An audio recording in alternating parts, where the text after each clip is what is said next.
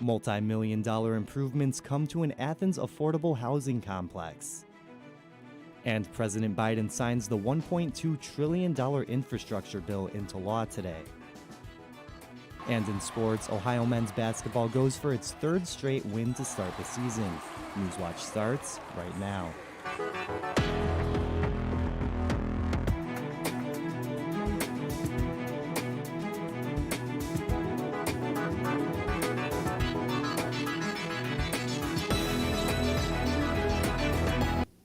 Good evening, I'm Ben Schwartz. Welcome to Newswatch, your source for all news impacting southeastern Ohio.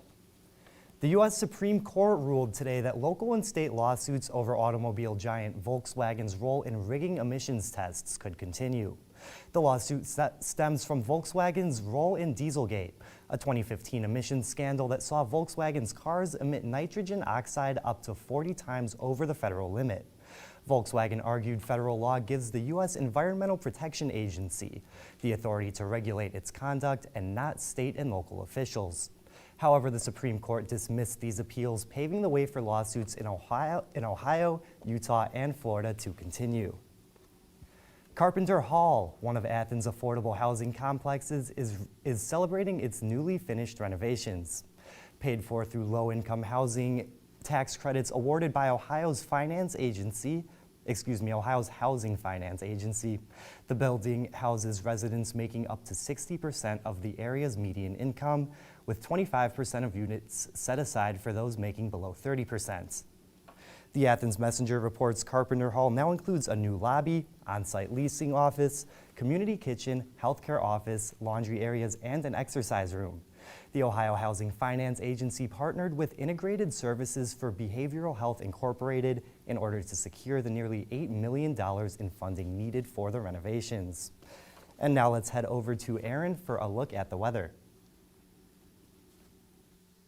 Thank you, Ben. I'm your lead forecaster, Erin Ashley, bringing you today's weather. Right now in Athens, it's 37 degrees and it's very, very cloudy. There's a chance for snow, overnight. Oh my goodness. And winds are coming from the southwest direction at 2 miles per hour. And across the region right now, clouds drape across the entire area with temperatures in the upper 30s to lower 40s. Warmer temperatures being 40 degrees in Ironton and Ripley, with cooler temperatures being 36 in Cambridge and New Martinsville.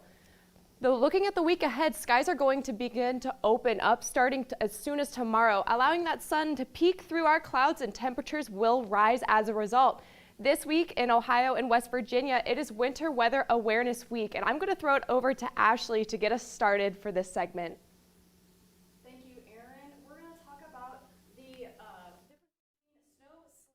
Freezing rain. We'll first start off with snow, which, sorry for the technical difficulty with this, but as you can see, it starts off as ice crystals in the top layer of a cloud, but when they get too heavy, they start to fall in through the atmosphere. And in order for it to be considered snow, it has to fall through an atmosphere that is at or below freezing temperatures. Then we move on to sleet. It also starts off as a snowflake or crystal, but it goes through a shallow warm air layer, which causes the snow to partially melt, and then it refreezes as it goes through this deep cold layer before it hits the ground. And then for freezing rain, it once again starts as a snowflake. It goes through a deep layer of warm air, causing it to melt completely into a raindrop, which then it super cools as it goes into a shallow cold layer. And then when it hits the ground, if it hits something that is at or below freezing temperatures, it completely freezes. We'll move on over back to Ben with news. Thank you, Ashley and Erin. The White House estimates that almost 1 million kids aged 5 to 11 have received their first dose of the COVID-19 vaccine. This comes as school mask mandates are starting to fade away, causing experts to encourage parents to get their children vaccinated. Mandy Gaither has a closer look. Some schools are rolling back mask mandates, but is it too soon? I mean, the masks are uncomfortable, but it's for safety. If I wear my mask, that means I get to see my friends. I'll just wear a mask. The U.S. Centers for Disease Control and Prevention guidelines have not changed. Students, staff, teachers, and visitors to K-12 schools are recommended to wear masks indoors regardless of vaccination status, just as kids 5 to 11 years old are now eligible to get their first dose of the COVID-19 vaccine. Getting vaccinated also helps keep our schools open, children's sports going, and helps our children maintain a more normal lifestyle. A review of school records finds hundreds of districts around the country have made masks optional, including some schools in Georgia, Louisiana, South Carolina, Tennessee, and Kentucky, often citing declines in COVID-19 cases. But experts say the virus is still a threat to young children. Larger numbers of children and adolescents have been getting infected, and too many of those children have been getting seriously ill and sadly even dying. The Ohio Department of Education says about 68% of school districts there have dropped mask mandates, and in Texas, schools aren't even allowed to require masks, although some districts like Dallas have ignored the state and kept the mandates. For today's Health Minute, I'm Mandy Gaither. CDC studies from September found that schools not requiring students and staff to wear masks are more prone to outbreaks. That comes as the United States' 21-day case average is now over 4,000. According to Ohio Department of Health Director Bruce Vanderhoff, though, at least 34,000 kids aged 5 to 11 have already started the vaccination process in the state. And here in Athens, clinics are already underway working to increase that number. WOUB reporter Andre Norrells is live in the studio with more on what the city is doing. Thanks, Ben. The Athens Health Department hosted their first vaccination clinic for children on Friday, filled with games, costumes, and fun. 7-year-old Elizabeth Schmidt has no reservations getting her COVID vaccine. Did you want to get vaccinated? Yes, because I don't want to get the big germ. From getting protection against COVID to playing Uno. Mom! Oh, my turn, sorry. Kids like Schmidt, who attended the vaccination clinic in Athens, were welcomed with a fun environment, with employees and volunteers dressed up in costumes. I don't know why everyone's dressing up. Athens City County Health Department Commissioner James Gaskell says this was intentional. We thought that if we dressed up that would entertain them and distract them from worrying about getting a vaccination. Before getting the shot, 6-year-old Hazel Bartell was a little worried. Well, I'm kind of scared. But the environment helped Bartell feel at ease when getting the vaccine. She says the shot was quick and easy, and after, she was rewarded with a sticker. Good job. Gaskell believes it's important to get kids vaccinated so they don't pass COVID to others. So we think they're an important group to vaccinate. They'll help us get rid of the pandemic moving forward. For those kids worried about getting the vaccine, Schmidt says you have nothing to worry about. I hoped you were not scared. And that it will be over in, Like, one snap. and for the parents that are worried, Gaskell encourages you to take your child to get the shot. We're confident this is a safe vaccine. So they should arrive here confident that they won't have serious side effects and their children should do well with the vaccine.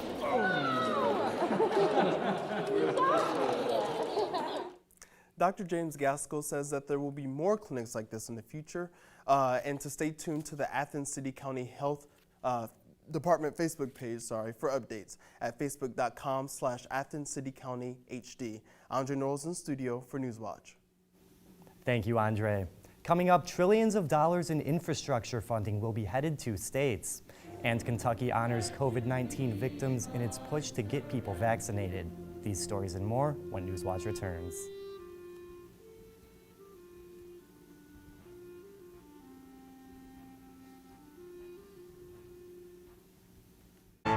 Next time on Antiques Roadshow, take a walk down memory lane as we visit some of our favorite appraisals from the past 25 years. It is the greatest archive I have ever had at the Roadshow. Really? Holy smokes. This is the type of thing that makes them weak in the knees. I don't think there's a better one in the world. Don't miss our special episode, Antiques Roadshow Best of 25.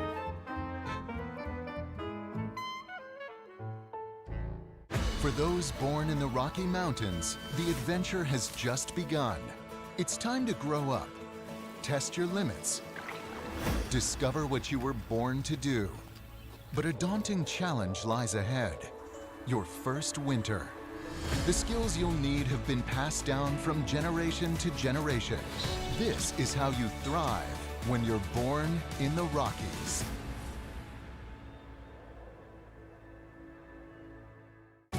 On Nova, Universe revealed. A black hole is the greatest exhibition of nature's mysterious powers. An infinitely dense point that causes ripples in the fabric of space-time itself. If you really want to understand the deepest questions of the universe, you have to understand black holes. Black holes on Nova.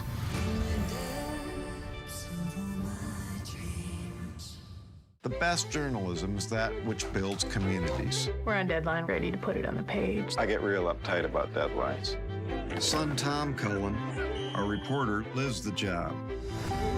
We've always operated at the break-even point. $7. The newspaper not being around terrifies me. Readers decide our future, not any branch of government. Storm Lake, Monday, November 15th at 10 on Independent Lens.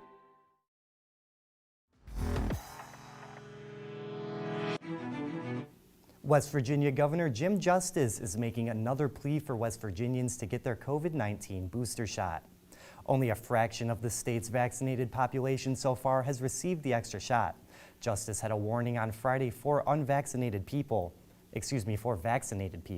saying that medical experts say if you are 6 months out from your initial vaccination and you have not gotten a booster, you may be no better off than those who are unvaccinated. Right now, just below 50,000 West Virginians have received their booster shot. That's less than 5% of vaccinated people in the state. And in Kentucky, the state honors its COVID-19 victims at its capital in Frankfort. Jeremy Tomes has more from yesterday's ceremony.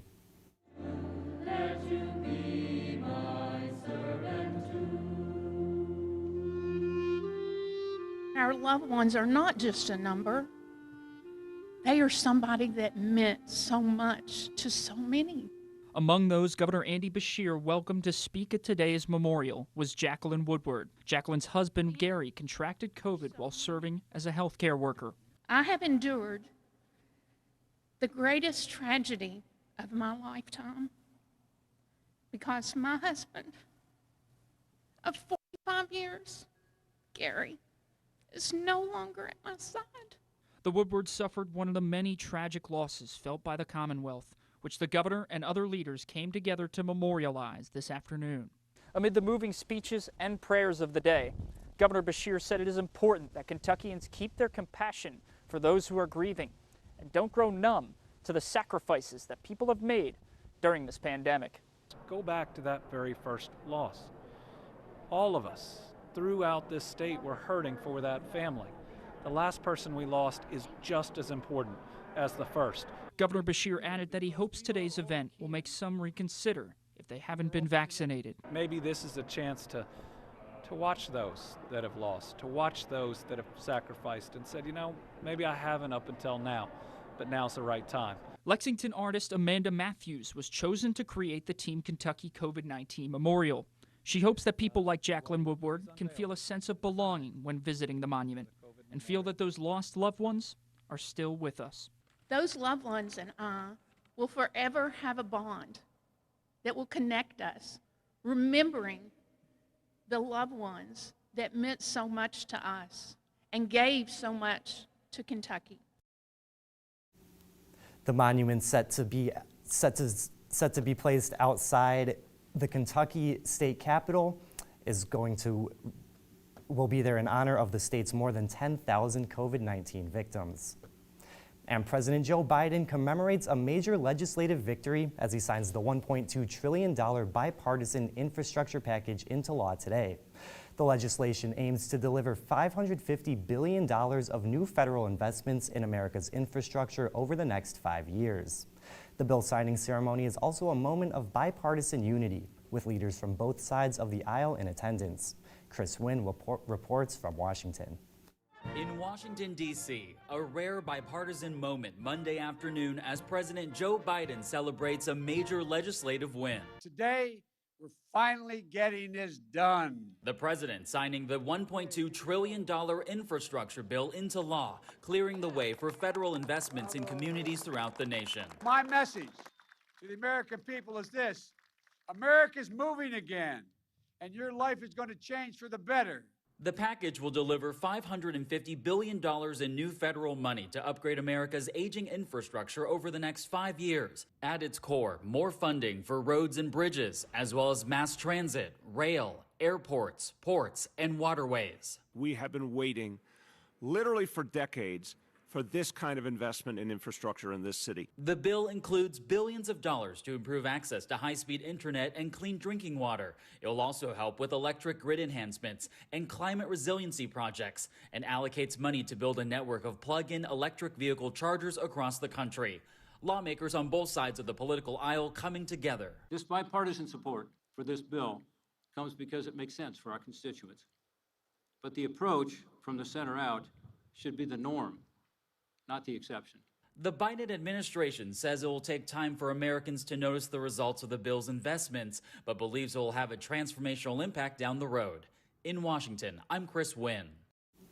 The debate over the high cost of the legislation comes as new data shows consumer prices in October were 6.2% higher than last year.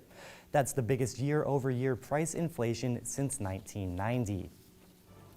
A major court victory for the families of the victims of the Sandy Hook school shooting. That story's still ahead. And it's been a really bitter past couple of nights. I'll talk about when you can hang up that coat in my full forecast, but for now, take a look at stocks of local interest.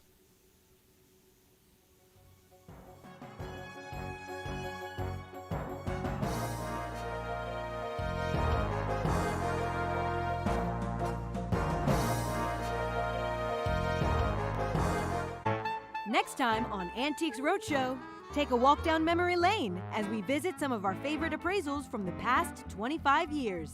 It is the greatest archive I have ever had at the Roadshow. Really? Holy smokes. This is the type of thing that makes them weak in the knees. I don't think there's a better one in the world. Don't miss our special episode, Antiques Roadshow Best of 25.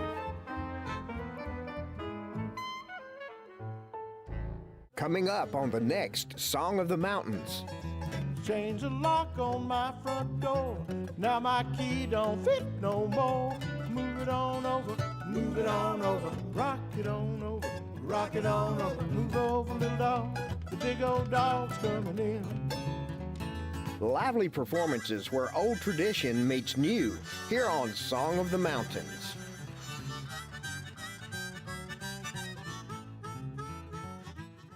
On Secrets of the Dead, 1613, two starkly different men sail halfway around the world from Japan.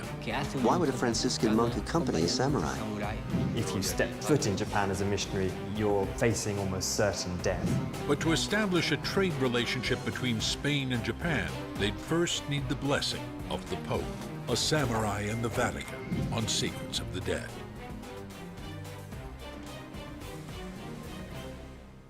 The best journalism is that which builds communities. We're on deadline, ready to put it on the page. I get real uptight about deadlines. Son Tom Cullen, our reporter, lives the job. We've always operated at the break-even point. $7. The newspaper not being around terrifies me. Readers decide our future, not any branch of government. Storm Lake, Monday, November 15th at 10 on Independent Lens.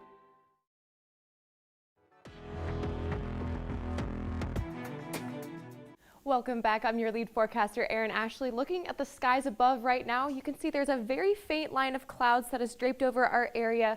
That's going to be the cause for that cloudy day that we've seen today and will continue to see as we head into tonight.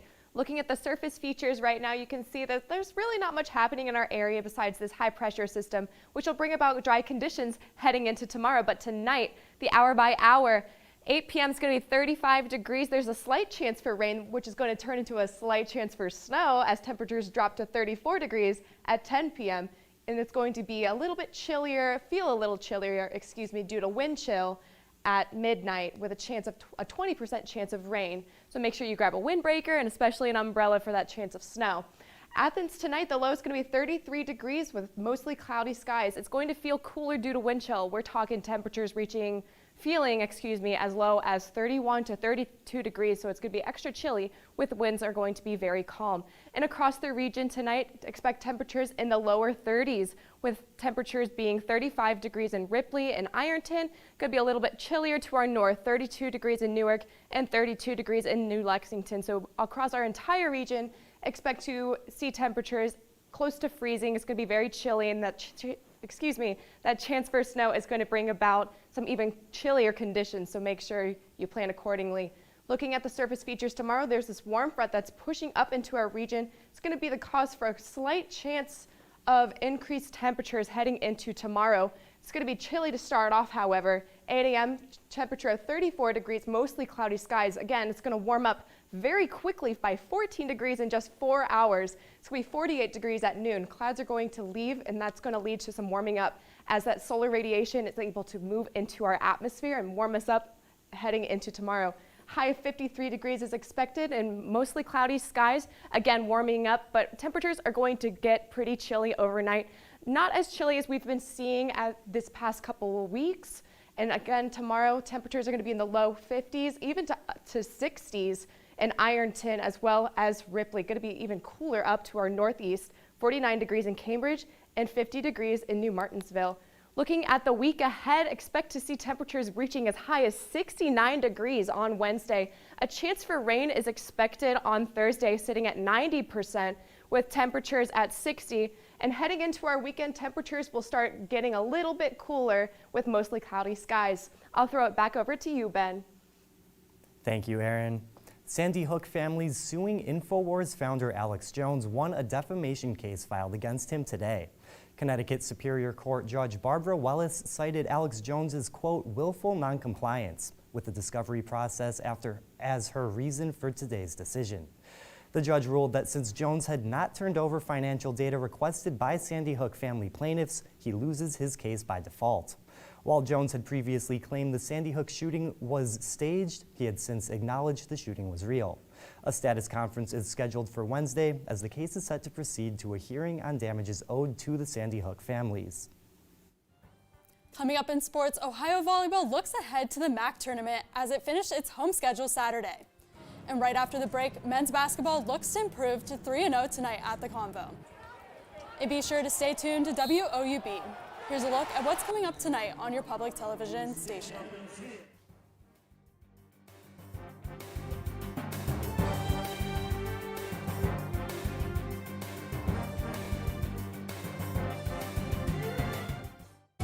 On Nova, Universe Revealed.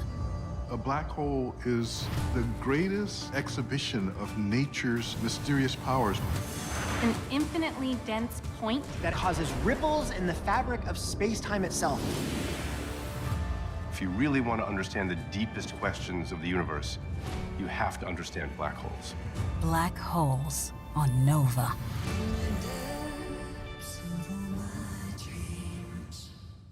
For those born in the Rocky Mountains, the adventure has just begun. It's time to grow up, test your limits, discover what you were born to do. But a daunting challenge lies ahead. Your first winter. The skills you'll need have been passed down from generation to generation. This is how you thrive when you're born in the Rockies. The best journalism is that which builds communities. We're on deadline, ready to put it on the page. I get real uptight about deadlines. Son Tom Cullen, our reporter, lives the job. We've always operated at the break-even point. $7.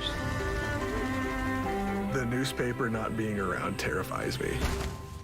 Readers decide our future, not any branch of government. Storm Lake, Monday, November 15th at 10 on Independent Lens.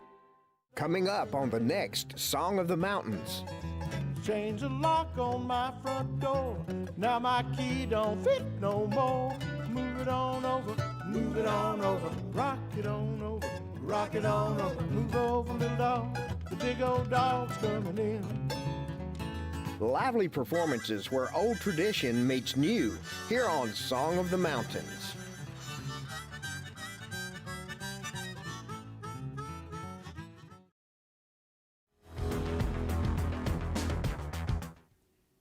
everybody. I'm Maria Manessi. Ohio men's basketball is back in the convo tonight to look to improve to 3-0. The Bobcats will face Robert Morris while trying to continue their dominant performances on the court so far. Ohio picked up 2 wins against teams that are selected to win their respective conferences. The Colonials finished 4-15 and are selected 10th out of 12th in their conference. Tip-off is scheduled for 7 p.m. Ohio volleyball is nearing the end of its regular season ahead of the MAC tournament next weekend. Ohio finishes off its home schedule the right way with a win against first place Bowling Green Saturday afternoon. After previously losing to the Falcons the night before, the victory was even more special as it was senior day for the Bobcats. After a tough start to the season, head coach Jeff Carlson praises the seniors for their continued leadership. You gotta have a reality of when you're 1-14 and 1-4 in the conference, you better have good leadership, you know, and not just from us. Like we can say what we want, but our seniors were with us the whole way, and so I'm really happy for them. And you know, I think they're starting to feel like, hey, you know, let's keep doing this. The Bobcats head to play at Kent State Wednesday at 6 p.m. They will begin MAC tournament play Sunday. Ohio football is set to play at Peden Stadium for the final time this season. The Bobcats will entertain the Toledo Rockets. Ohio will be the underdog for the 3rd straight game, but picked up wins the past 2 weeks against Miami and Eastern Michigan. Toledo currently holds a 5-4 record this season and is coming off a win against Bowling Green. Ohio head coach Tim Albin recognizes the competition the Rockets bring.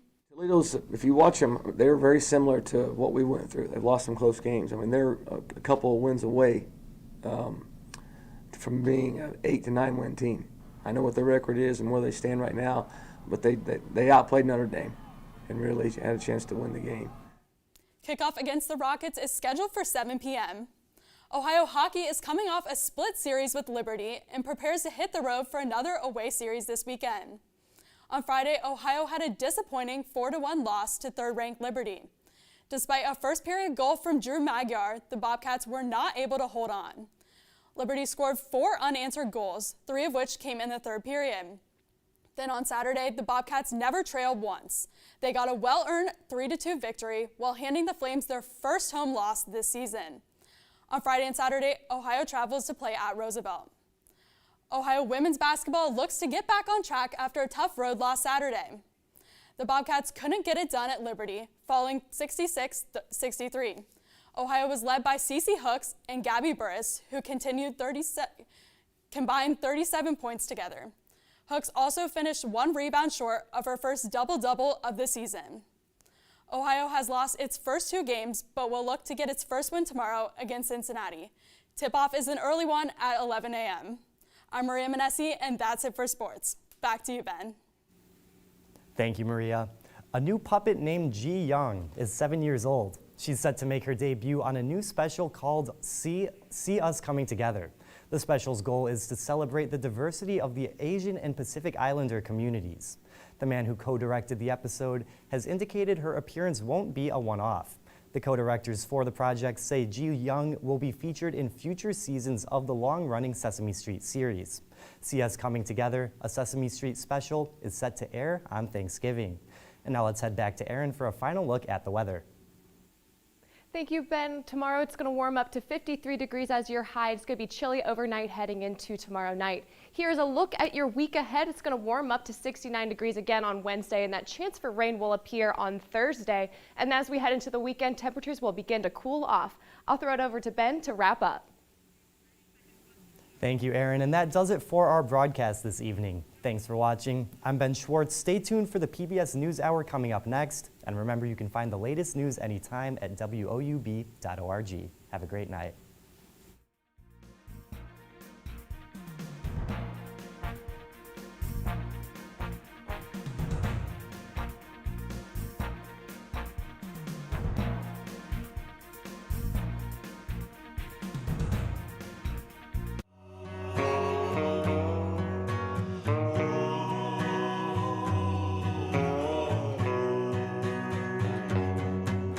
Support comes from Dean Heating and Cooling. Stay warm this winter with energy-efficient Temp Star heating.